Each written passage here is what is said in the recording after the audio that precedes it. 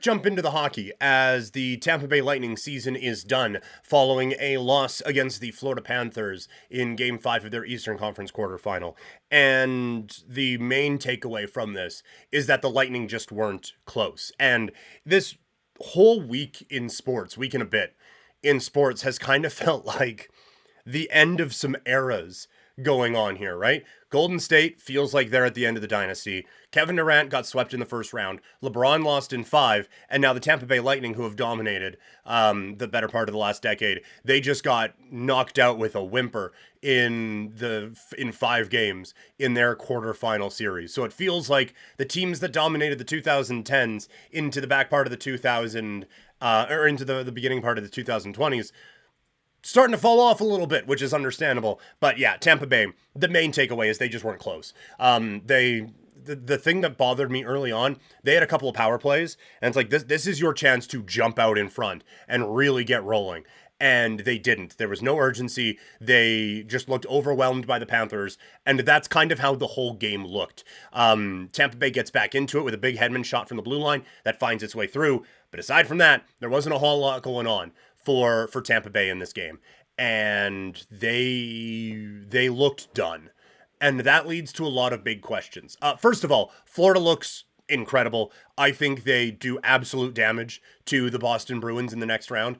And any Leafs people who thought maybe if they've got Florida, it would have been easier. It would have been harder. Probably would have been done by now. So, that's that. And talking about end of eras, it's nice that while all of these big things are changing, it's nice that the Leafs crapping the bed is just still going to be there for us.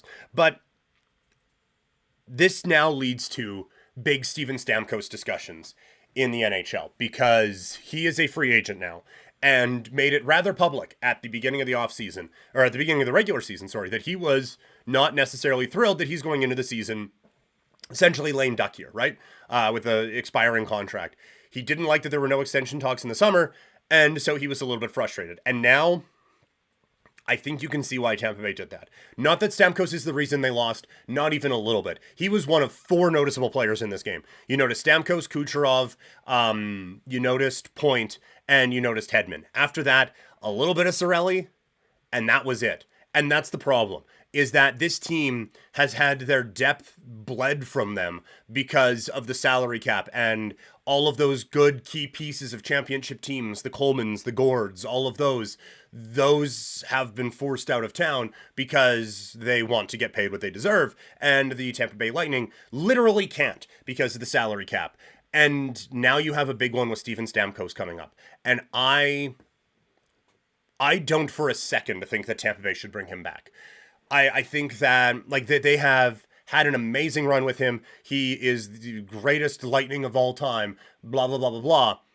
But if this team is going to move on competitively, I don't think they can lock that kind of money into him anymore. I think it needs to be built around Hedman, Kucherov, and Point. And one of the more creative front offices in this entire National Hockey League, getting that much extra cap space to work with, I think makes this team a real threat going into next year. I think I saw Mark Lazarus pointing out how well Stamkos would fit with Connor Bedard out in Chicago next year.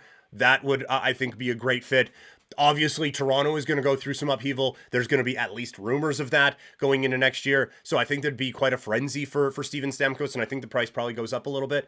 Or not from where he's at now, but I do think that he gets a considerable amount of money still.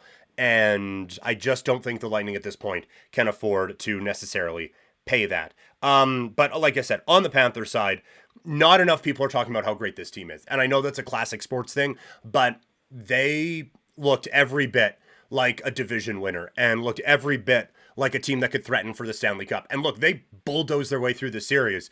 Barkov didn't score until last night. Tkachuk had a point in every game in the series. Still a little quiet.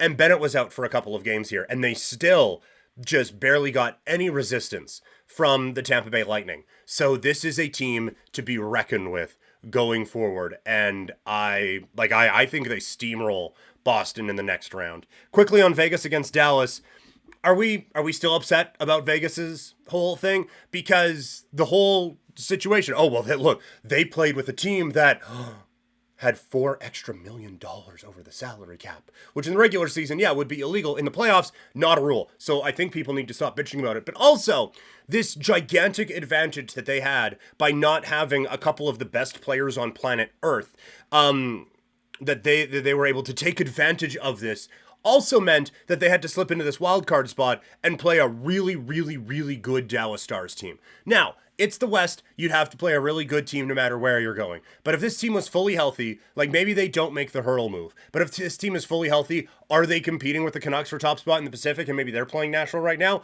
I don't think that's out of the realm of possibility. I think people just want something to be upset about and want this whole Vegas thing to be like this grand cheating thing. It's not. Not having Stone in your lineup for the final quarter, half, or whatever of the year that it was, is not an advantage. It makes your path to a Stanley Cup very difficult. Does it give you some extra money to play around with at the trade deadline? You bet it does.